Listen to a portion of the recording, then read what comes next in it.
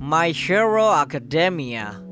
이 작품에 관해선 난 딱히 상중하를 매기고 싶은 게 아니야.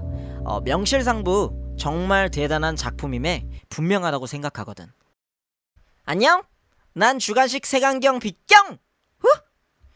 시간이 점차 지나면서 비밀리에 활동하는 진부한 히어로물보다 자신의 비범한 능력을 당당히 국가에게 인정받고 세간의 눈을 모으는 스타 히어로물이 유행이야. 이 컨셉의 시초는 잘 모르겠지만 비슷한 예로 마블 코믹스의 슈퍼히어로 등록법과 일본 애니메이션에서는 최초로 타이거 앤 버니의 넥스트 히어로 시스템이라는 설정이 있어. 독특한 점은 현대사회를 풍자하듯이 히어로도 돈이 쪼달리다! 라는 현실성을 각색해 히어로 활동 포인트라는 실적을 점수제로 인한 생계형 히어로물이 처음 등장하지. 이어서 원펀맨도 위 애니와 비슷한 히어로 시스템을 가지고 있는데 좀 더 치밀하면서 간단 명료한 랭크제 히어로 시스템이야. 마치 공무원과 비슷한 체계로 나뉘어 있으며 실제로 일반인들이 내는 세금을 히어로들이 받더라고. 그 때문인지 작중 내에서 우리들이 내는 세금을 너네들이 받으니까 히어로로서 지켜야 하는 거 당연해! 라는 군중 심리가 족족 보이는데, 히어로가 일상이 돼버린 이 세계관에서 경외심과 호의가 아닌 권리와 책임감을 찾기 바쁘다는 게 풍자 아닌 풍자가 아닐까? 좀 더 파고들면 마냥 웃고만 지나갈 수 없는 리얼함이 있는데, 단편적인 부분만 보고서 판단하다가 누군가를 위해 죽거나 뒤늦게 알려줘야 우디르급 태세 전환으로 이중잣대질하는 철새들을 아주 잘 묘사한 것 같아. 마지막으로 나의 히어로 아카데미아. 이 작품의 이야기를 하기 전까지 너무 많은 시간이 걸린 것 같아 미안해. 일단 이 작품은 비범한 능력을 평준화를 시켜 평범함으로 격을 낮췄고, 평범한 또한 이 세계관에서는 사지가 멀쩡하다 해도 능력을 갖지 못하면 장애에 가깝게 취급을 해. 이게 얼마나 고통스러운 건지는 미도리야 짱만 봐도 충분히 알 수 있어. 정신도 사지도 멀쩡한데 다른 새끼들이라면 한 번쯤 평범하게 망상했을 법한 히어로 미도리야에겐 꿈꾸는 것조차 용납되지가 않아.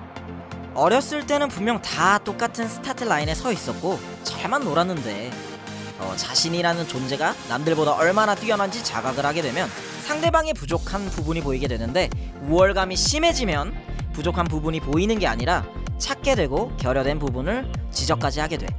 이게 잘못된 건 맞지만 어렸을 때는 한 번쯤 남을 내려보고 깎아내리는 행위는 자존감을 올리고 큰 성장의 발판이 되는 요소임에 틀림이 없어.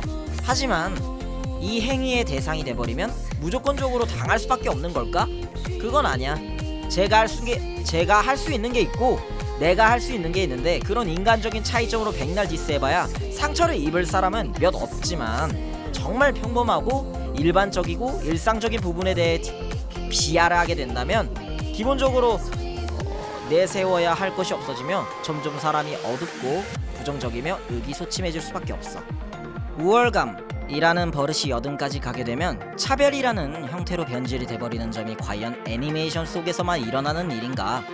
이 점은 개개인마다 차이가 있겠지만 적어도 난 그렇게 생각은 안 해. 초능력을 왜 개성이라는 단어로 표현했을까? 개성이라는 건 자기 자신 고유의 특성이야. 즉 정체성인데, 이건 자신을 표현하기에 유일한 수단이기도 해.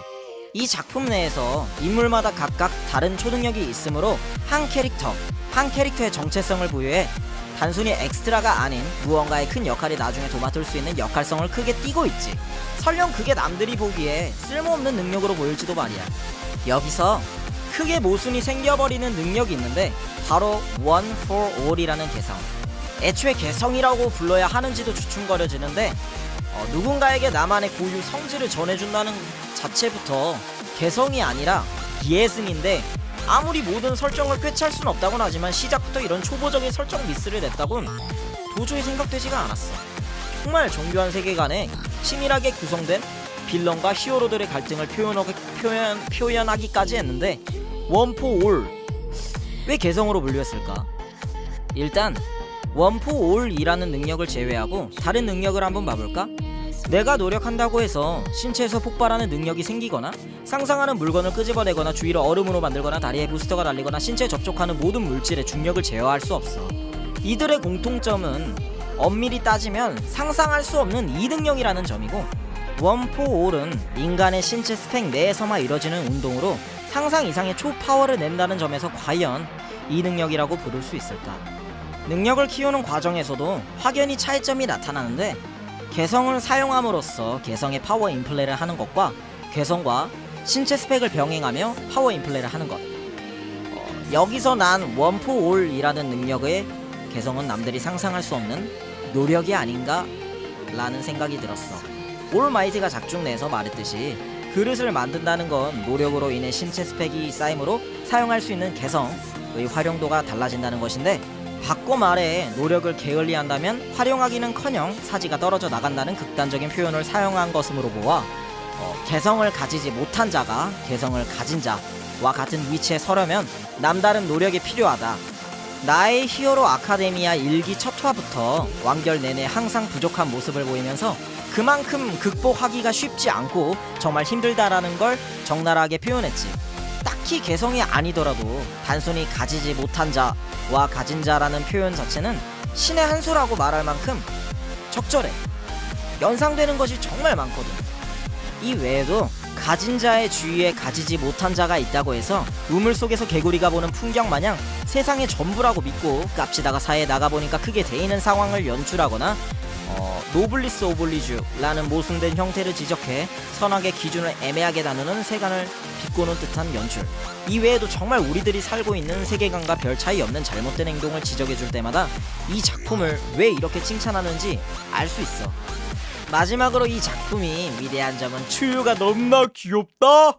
시발 워프로 끈적이랑 호구 개구리 셋이서 떨어졌을 때 혓바닥으로 깨로 하는 장면 보고 바로 꽂혔다. alright. 내가 이 작품을 보면서 느낀 장점들을 더 많이 알려주고 싶었는데 미안해. 안 그래도 지루한데 더 지루해질까봐 빨리 끝내는 게 나을 것 같지? 끝까지 봐주신 분들께 너무너무 감사드리고 여기까지 오느라 정말 수고 많으셨습니다.